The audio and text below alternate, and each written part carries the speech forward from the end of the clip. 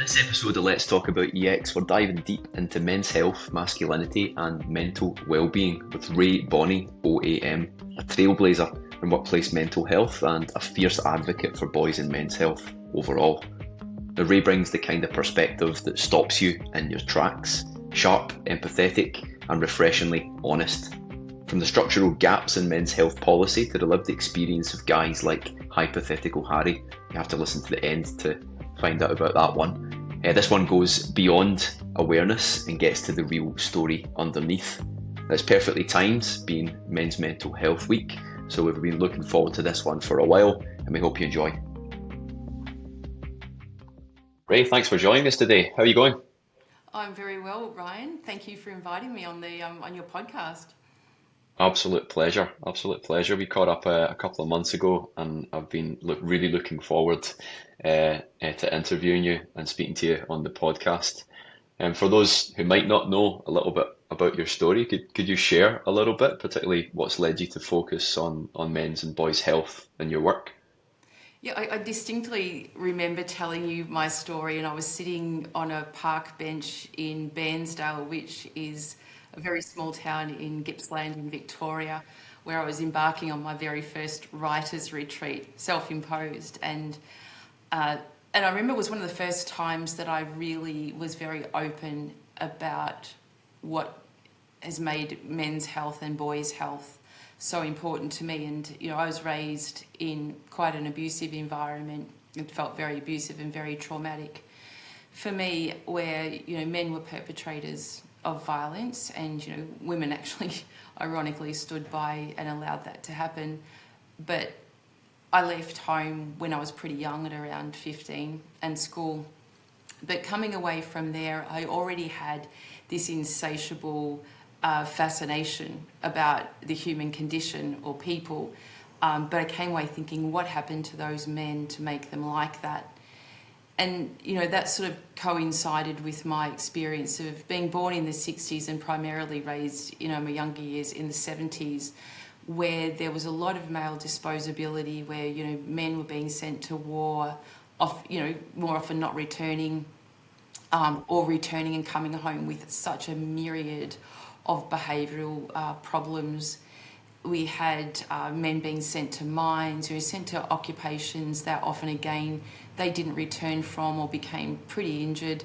We had the Westgate Bridge collapse here in Melbourne, which was the biggest industrial catastrophe ever to happen in Australia. And that was, so many men died there and left families that there was no recognition for. The ways boys were being raised, corporal punishment was still rife, still is. So there was just a lot of things that I thought, wow, there is just so much going on for men and boys that just seemed just barbaric to me. So that's what really inspired me to understand if we're worrying about how men are turning out, then how are we raising boys is a really burning question for me. You operate across lots of different settings. When I spoke to you, I also did some research, looked at your bio and all the things that you've done and all the areas that you operate in and the many hats that you wear across clinical, community and workplace settings. How has your view of men's health evolved through these different lenses? So every day it evolves, Ryan, and sometimes I'll look back to what I was thinking, what I was saying, maybe only 6 months ago, and feel a slight tinge of embarrassment that I didn't know more, but it is evolving so quickly, the men and boys health space in all those settings that you talked about. And the ones that I primarily hang out in would be mostly male workplaces, so heavy industry, high risk, mostly male workplaces. The community, which is, your men's sheds, sporting clubs, and then in the more advocacy space, I'm the Vice Chair of Global Action on Men's Health, where we advocate for policy change or policy creation for men and boys' health all across the world. And here in Australia, I'm the Vice President of the Australian Men's Health Forum, where we do similar work around really highlighting the issues that men and boys face, but also very instrumental in creating information that will inspire policy and strategy to be made here for men and boys. Men's health. What do you feel gets missed or misunderstood or misinterpreted or adds to the kind of stigma that you're alluding to, especially in or by workplaces? Yeah, well, I reckon globally, the common assumption is that men don't seek help, show emotion, or take care of themselves. So that's an assumption. That's a biological disposition. That's just boys. That's just men, and that's bullshit. How we raise boys and not show them how to care for themselves, or we repress their emotions and we don't show them how to care. Those things contribute to human beings who don't know how to do that.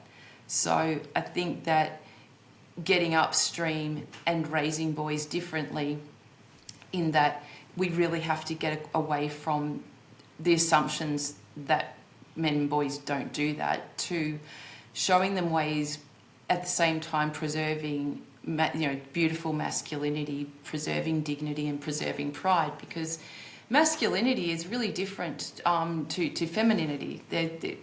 We're two different species. We kind of, sometimes act the same or behave the same, but we are wired pretty differently. And if you're going to sort of look at it from a biological perspective, and I'm generalising here, but men are primarily designed to risk their lives to protect, and women are designed to risk their lives to reproduce or to, produce babies. And that's the evolutionary kind of angle on things. And there's so much nuance on that, but we really miss the point, I think, with men and boys. And if I go back to look at it from a female perspective and, women's liberation and the feminist movement, which really sort of started back in the 1800s, where women wanted rights to vote, which was quite phenomenal all the way back then. Women were clearly able to advocate for themselves really well. We probably use more words and have a different way we communicate. And then you look, further down the track to the 60s, when women's liberation included things like contraception, different, changes in the workplace, more women entering the workplace, which was just amazing for women. And women did that for themselves. And I'm so proud of what women can achieve like that. Men, I don't think, have found their voice like that. I don't think men are seeking rights like women were seeking rights, because men have rights. They've always had rights.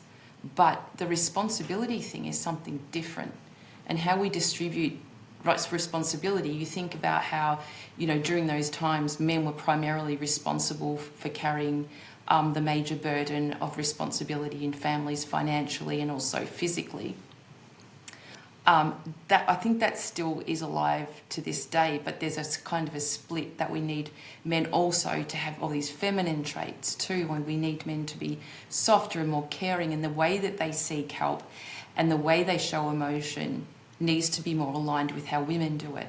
And I think that just really misses the point.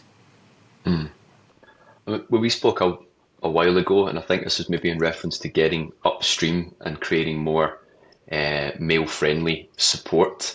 What does that mean in practice, and what kind of things can help make it effective? Yeah, well, if I go to another side of things, since 2022, the Australian government has contributed about 1.4 billion to health, so men and women's health generally.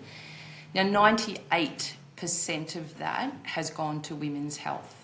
So you can see how much of that is left for men. So this isn't a sum zero kind of thing. If we give to women, we're taking away from men, or vice versa. This is just, how we're dispersing, funding.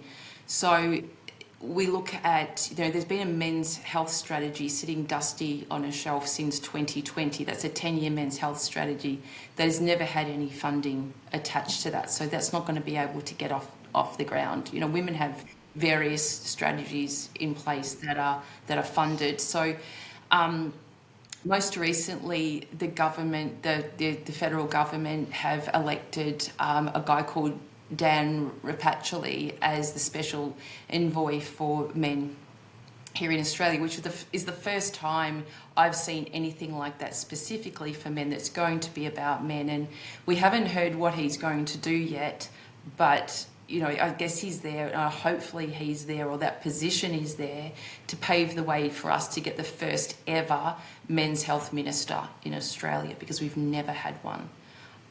Which I think, again, when you talk about how men seek help, or what's out there to support men, there's relatively nothing that's formal and nothing that's in the structure of what we offer here in the health network. So also recently, just before the election, they love throwing a bit of cash around pre-election. There was 32 million that's been promised to go towards men's health. So that looks pretty proactive, in that about 11 million of that is going towards Movember, who, like or dislike Movember, they have, done the bulk of the research. They have a brand, they have a following, they capture the attention of both men and women and boys and girls. And, and what a lot of people don't know, they've sort of waded out into that policy space a little bit as well. So some of that funding will go directly towards educating the public health network on how to deal with male-centric stuff. So male-friendly services, hopefully through that alone, we'll start, and it'll take a while, but through education, we'll start to realise what are the social determinants, what are the biological determinants that affect men, and how then do we respond to that in our public health system. I think that will be really good. There's about 8 of that million going towards men's sheds, which undoubtedly men's sheds are one of the biggest life-saving promotion organisations that's ever happened, born here in Victoria and now in about 12 countries of the world. So that's, that I'm very connected to the men's sheds, and I love visiting men's shed because, it's a place where you see how men connect, how they communicate, how they support each other, and it's different. It's different. So we really need to be taking a lot of I was going to say advice, but a lot of knowledge from these sheds just to see how to do it.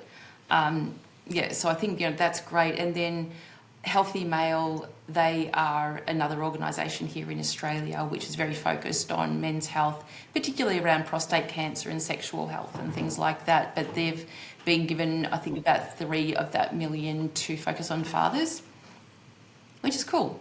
Because dads, again, that's a whole nother situation. And then Black Dog Institute, I've got about 2 million to, I believe, put towards research around men's mental health and suicide prevention. So we can see some things emerging that will directly change the focus on how we're dealing with men in the public health system, which I think is something that's been really lacking. Mentioned there maybe a theme of kind of missed opportunities, particularly the trend of the last few years.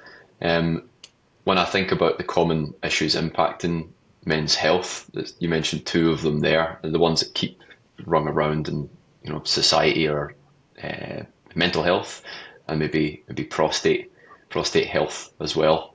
Are there any other kind of common issues that are impacting men's health that don't get enough airplay? Because there's definitely. Heart disease kills more men than anything. It's the biggest killer of men, heart disease. And, we're not raising boys to care for their hearts, for example. Because deterioration of the human condition in our bodies starts from day one pretty much, and we have to be looking after it.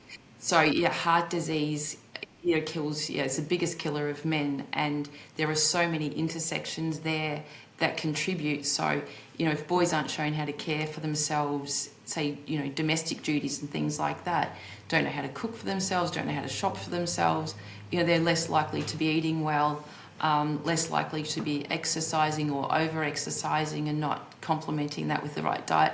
So many things that we could be doing better. But, cancers, all kinds of cancers kill men. 98% of work deaths 96% of workplace deaths are still men. About 95% of military deaths are still men. They populate most of our road accidents that end in death. Substance misuse will kill more men than women. I mean, there's a massive list. Things that we don't see, eating disorders kill men, but that is primarily seen as a female disease or illness. And we're just sort of scratching the surface there a little bit. Domestic violence kills men through suicide and also substance misuse. So things like here in Australia, and I deal with a lot of these men, and I know it's real, we don't have one domestic violence shelter for men where they can take their children to get them out of harm's way or to protect themselves. It just doesn't exist. I was working with a guy the other night, like it was very late in the night, because his 12-year-old daughter, who's being subjected to, she was pictured on a social media channel smoking marijuana through a bong, and he's been alienated from his daughter by the mother who left, who was also in the same picture consuming the same substance. And he's at his wit's end. He went to the police station, can't do anything. He went to child services, they can't do anything. He cannot care for his children. And I can duplicate that story 100 times over every day of the week. Such a sad situation. Yeah. And that's not to say, again, this sum zero thinking that I'm only talking that this only happens to men. Yes, this happens to women also, but we need to be caring for everybody. And especially how we're raising children to make them into good citizens of the world who know how to care for themselves, who have self-respect and self-care opportunities, and an opportunity to lead really good lives. Don't, inhibit them from the beginning. Workplace perspective, what role can and should workplaces play in improving the health outcomes of men and boys? Well, I think that we are slowly getting there, because about 15 years ago, when Beyond Blue, and I was really lucky to be part of this world first, I think it was pretty world first study into the return on investment. It was a return on investment strategy done by Beyond Blue and Price Waterhouse, and to show that by not investing in mental health in the workplace, this is how much it would hit your bottom line. So industries like construction, mining, agriculture, they were the biggest ones that really needed help. So over the last 14 years, there's been such a focus on workplace mental health, and we've got a long way fast. I would say here in Australia, we do it really well. I think we're far more advanced than other countries in how we invest there. So if you start segmenting that into industries, and then we look at men's health in particular, you look at, construction industry alone, suicide there kills, I can't remember what the latest stat is, how many men a day die by suicide in that industry that we know of. That we are, there's organisations like Mates in Construction, other, very, very small grassroots organisations that do a lot of work in those spaces. I do primarily, a lot of my work is in construction or transport, logistics and warehousing. So if you think about, I'm going to tell you a story soon that will help sort of illustrate all of this. But, Men's Health Week is coming up this week, and I think this podcast is to commemorate that, hopefully. And then we have International Men's Day in November.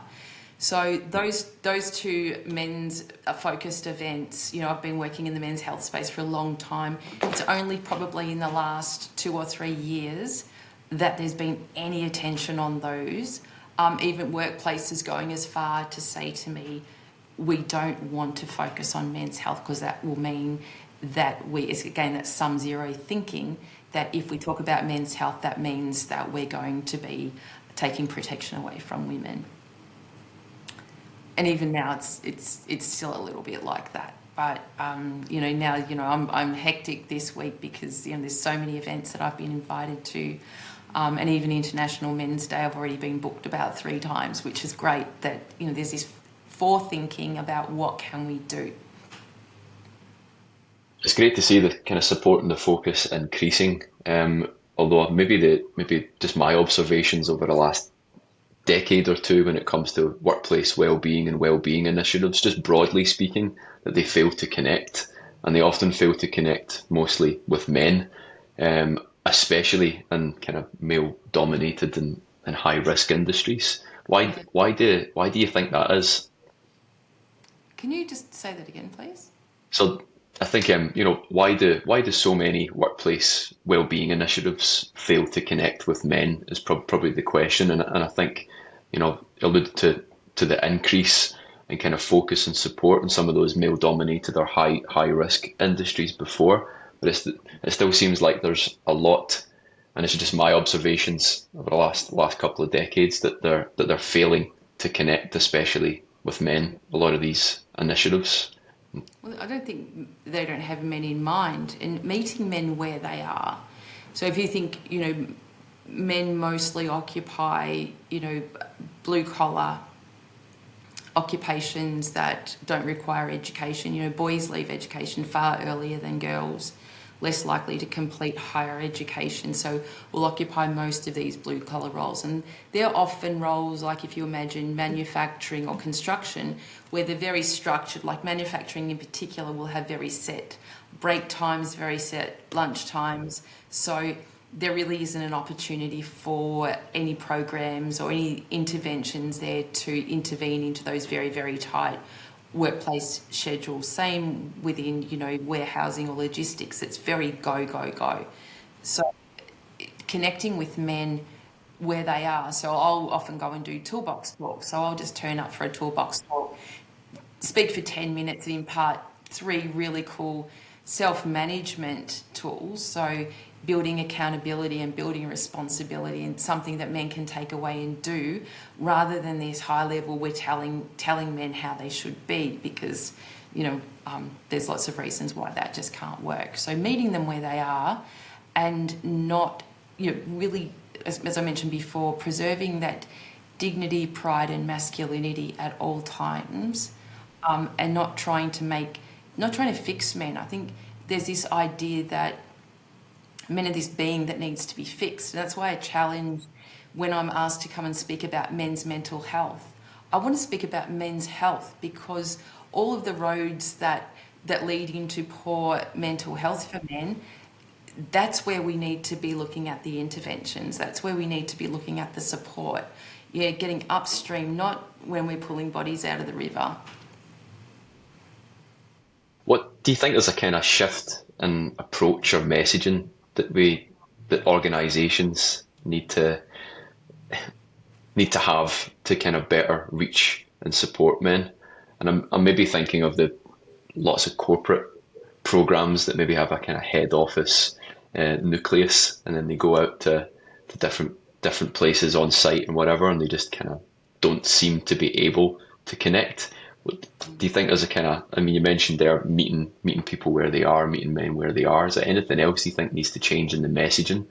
Well, I think there needs to be permission to have the messaging in the first place. And, I don't want to sound very braggy about this, but this year I was awarded an Order of Australia for my work in mental health and men and boys health. And for that, I've just noticed such a shift, because all of a sudden I've been awarded at this level that now gives people permission that it's okay to wade into this space. So for men's health to be recognised at that level means that now it's okay, now it's safe to proceed. So I've noticed a massive upkick in interest in what I have to say, because there is something legitimate attached to it that has been validated by the Australian government.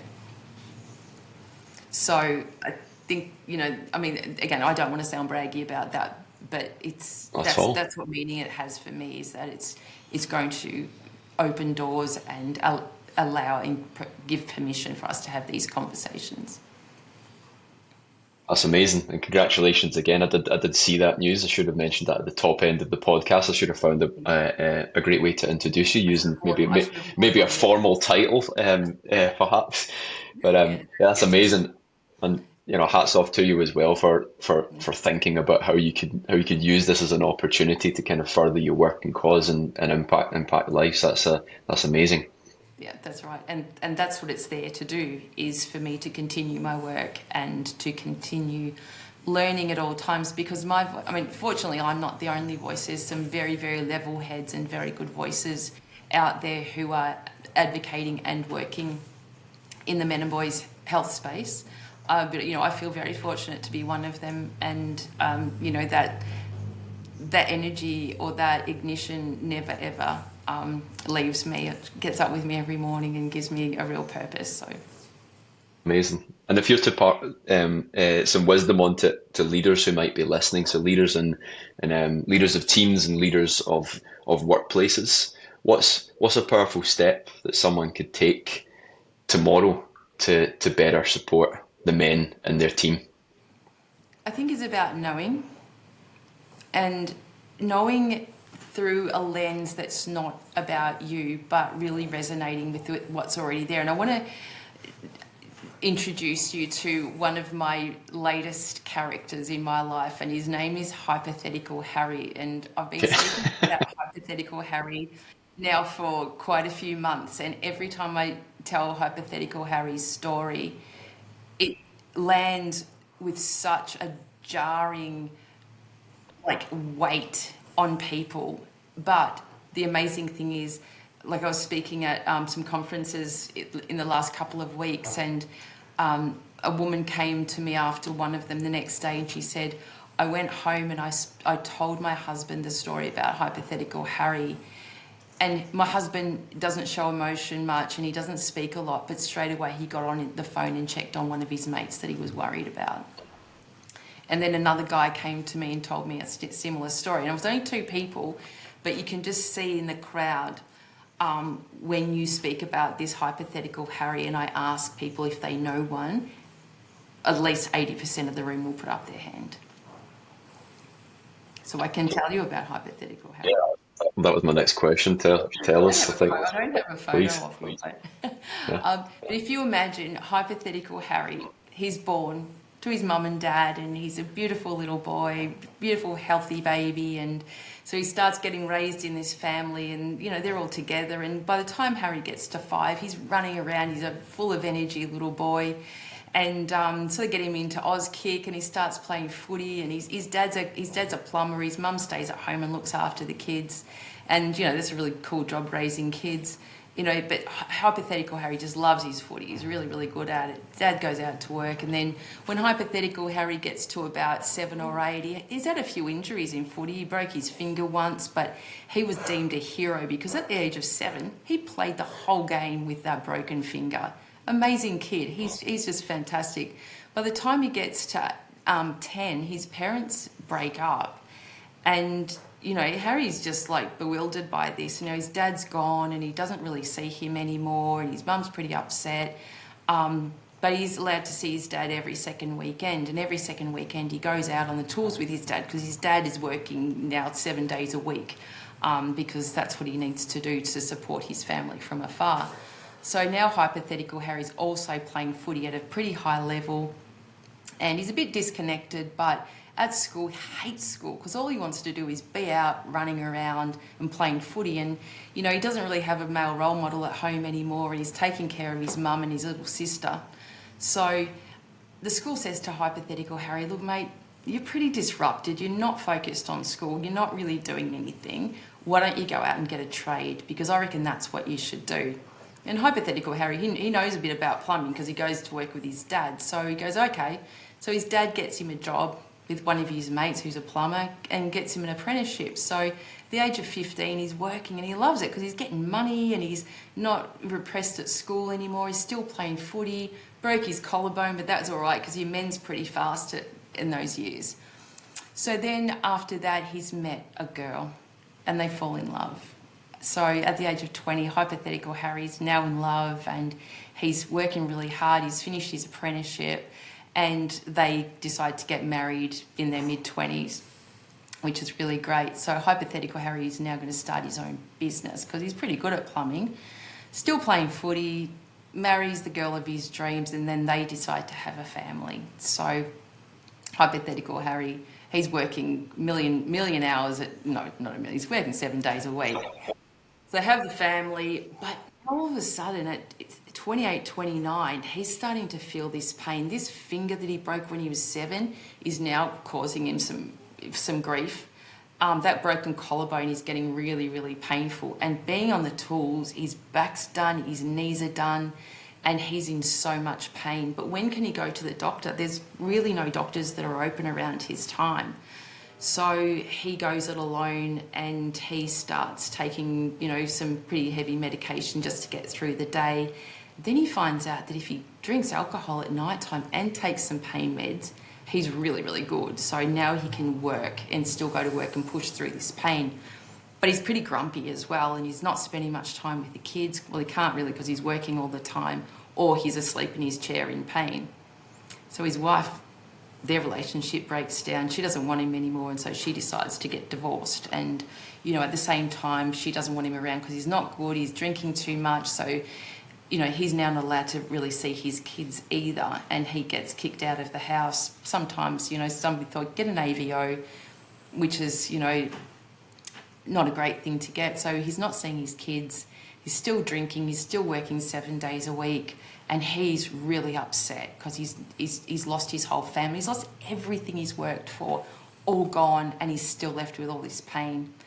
So somebody pushes him and says, hey, you're no good, you've got to go to the doctor, you need to go to the doctor. So he goes to the doctor and says, look, I'm not sleeping, I'm not eating, my relationship's broken down, I'm not seeing my kids, and, I'm drinking too much. So the doctor says, man, you're depressed. You need to get on some antidepressants, that'll fix you, and you need to stop drinking as well, and you just need to start looking after yourself. But Hypothetical Harry couldn't give a shit, his life is over.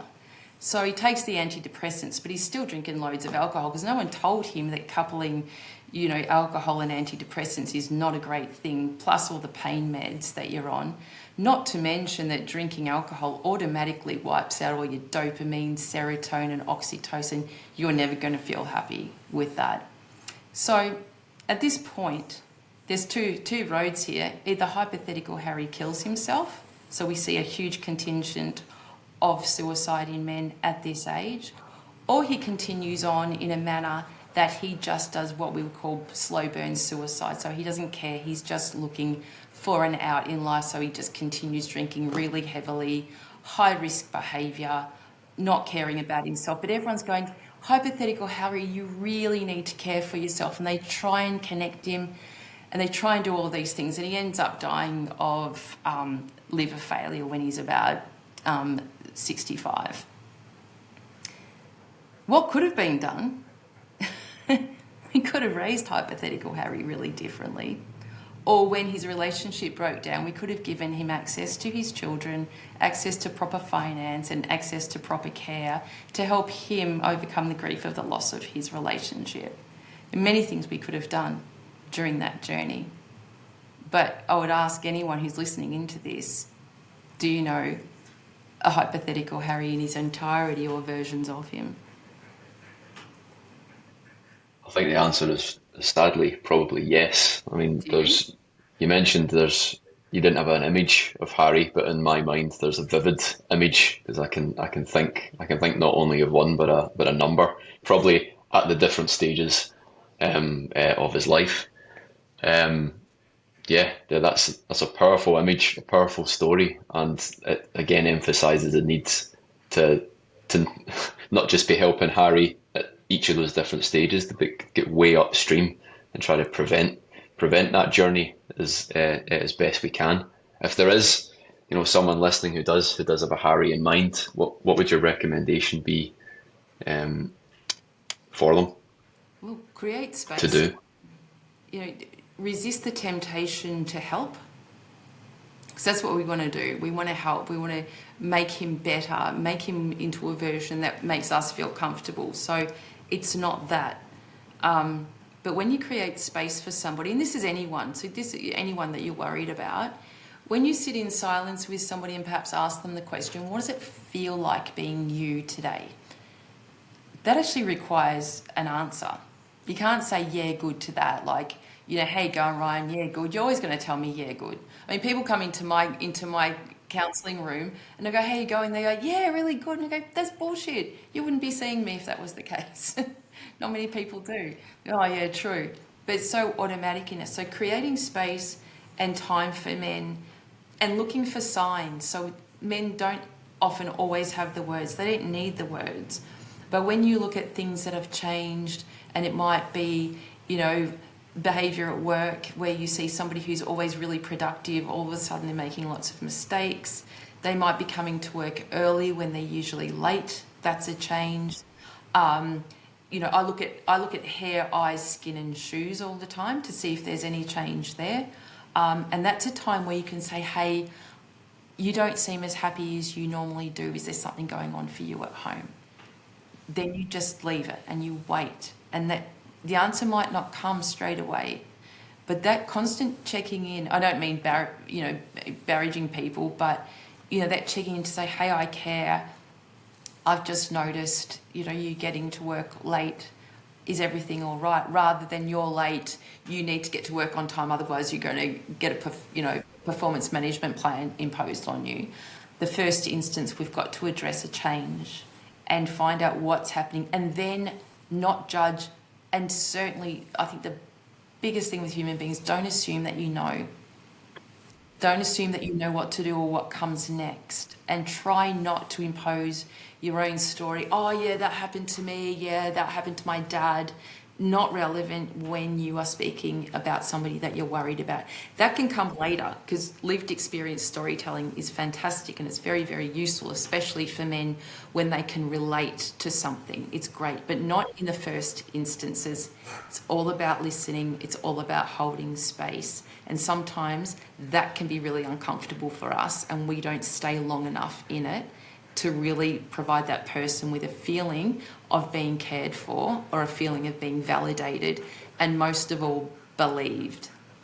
Wow, that's some amazing advice there. You've imparted a lot of wisdom in the time I've spent with you. I want to thank you heaps for coming on the show, Rae. It's been an absolute pleasure having you.